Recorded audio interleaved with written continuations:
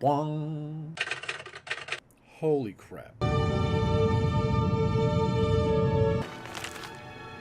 The Wolf Queen, Book 5, by Joachim Yarth, from the pen of Inzolicus, 2nd century sage and student of Montekai. 3E 119. For 21 years, the Emperor Antiochus Septim ruled Tamriel, and proved an able leader despite his moral laxity. His greatest victory was in the War of the Isle in the year 110, when the Imperial fleet and the royal navies of Somerset Isle, together with the magical powers of the Sigic Order, succeeded in destroying the Piandanian invading armada. His siblings, King Magnus of Lilmoth, King Sepphoris of Ghilain, and Potema, the Wolf Queen of Solitude, ruled well, and relations between the Empire and the kingdoms of Tamriel were much improved. Still, centuries of neglect had not repaired all the scars that existed between the Empire and the kings of High Rock and Skyrim. During a rare visitation from his sister and nephew Uriel, Antiochus, who had suffered from several illnesses over his reign, lapsed into a coma. For months he lingered in between life and death while the Elder Council prepared for the ascension of his 15-year-old daughter, Kintira, to the throne. 3E 120. "Mother, I can't marry Kintira," said Uriel, more amused by the suggestion than offended. "She's my first cousin, and besides, I believe she's engaged to one of the Lords of Council, Medellus." You're so squeamish. There's a time and a place for propriety, said Potema. But you're correct at any rate about Medellus, and we shouldn't offend the Elder Council at this critical juncture. How do you feel about Princess Rachma? You spent a good deal of time in her company in Faerun. "She's all right," said Uriel. "Don't tell me you want to hear all the dirty details." Please spare me your study of her anatomy. Potema grimaced. But would you marry her?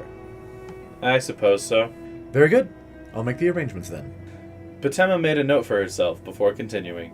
King Laromo has been a difficult ally to keep, and a political marriage should keep Faerun on our side, should we need them.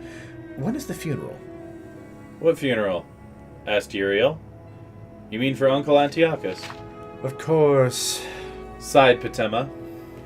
Anyone else of note die recently? There were a bunch of little Redguard children running through the halls, so I guess Sepphoris has arrived. Magnus arrived at court yesterday, so it ought to be any day now.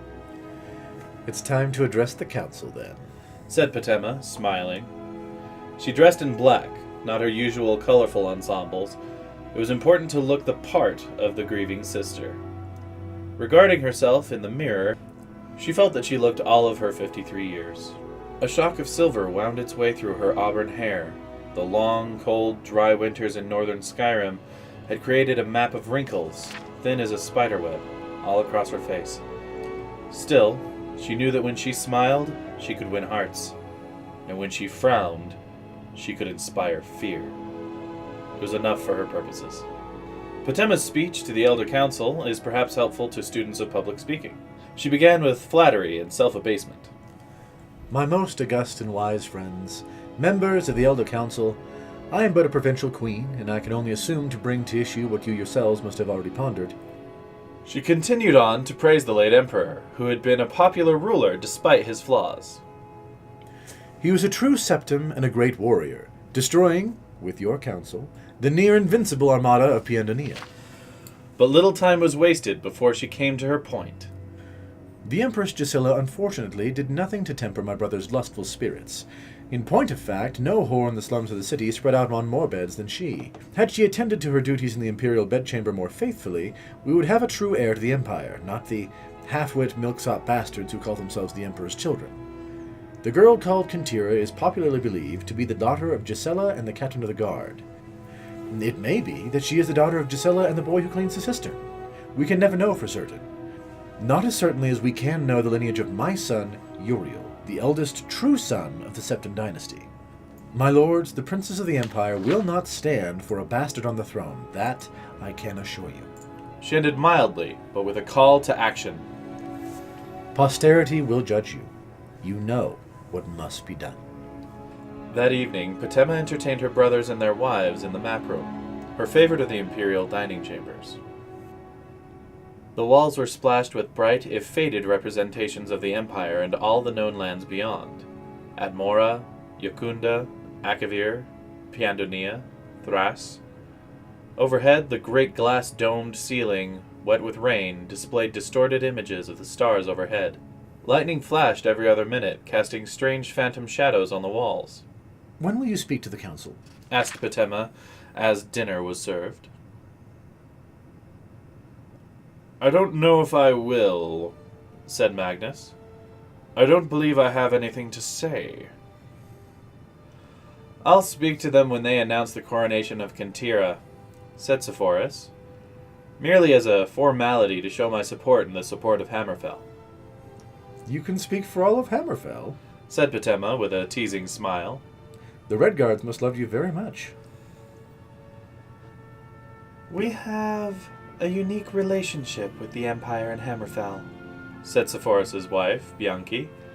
Since the Treaty of Stros Mackay, it's been understood that we are part of the Empire, but not a subject. I understand you've already spoken to the Council?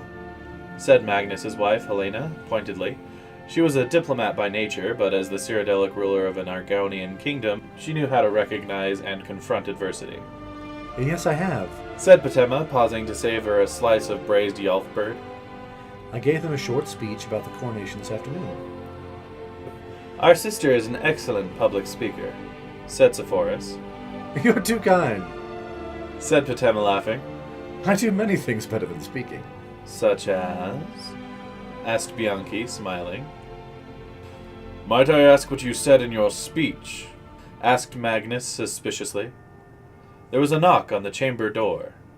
The head steward whispered something to Potema, who smiled in response and rose from the table. I told the council that I would give my full support to the coronation, provided they proceed with wisdom. What could be sinister about that? Potema said, and took her glass of wine with her to the door. If you'll pardon me, my niece Kintira wishes to have a word with me. Kintira stood in the hall with the Imperial Guard. She was but a child, but on reflection, Potema realized that at her age, she was already married 2 years to Montiarco. There was a similarity, to be certain. Potema could see Kintira as the young queen, with dark eyes and pallid skin smooth and resolute like marble. Anger flashed momentarily in Kintira's eyes on seeing her aunt, but emotion left her, replaced with calm imperial presence. Queen Potema, she said serenely, I have been informed that my coronation will take place in 2 days' time. Your presence at the ceremony will not be welcome. I have already given orders to your servants to have your belongings packed, and an escort will be accompanying you back to your kingdom tonight. That is all. Goodbye, Aunt. Potema began to reply, but Kintira and her guard turned and moved back down the corridor to the stateroom. The Wolf Queen watched them go, and then re-entered the map room. Sister-in-law, said Potema, addressing Bianchi with deep malevolence. You asked what I do better than speaking?